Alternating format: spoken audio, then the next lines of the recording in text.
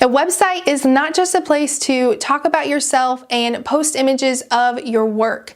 It should be your hardest working employee, bringing you in new clients all the time. So today I'm going to give you a few tips to think about when it comes to your website. If you're new here, I'd love for you to subscribe for weekly videos helping you improve your online presence. The first thing you need to do on your website is make it super clear what you do for people.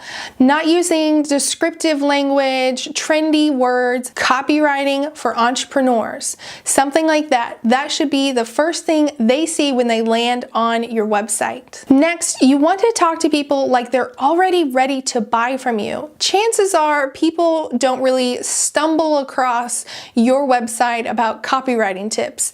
They have intentionally come there to get more information from you, buy one of your ebooks, or even hire you. So talk to them like you are the person they need to hire. Lastly, one of the most important things you should do is add people to your funnel. You can start this process by giving away a free download. They give you their email address and they're added to your email list.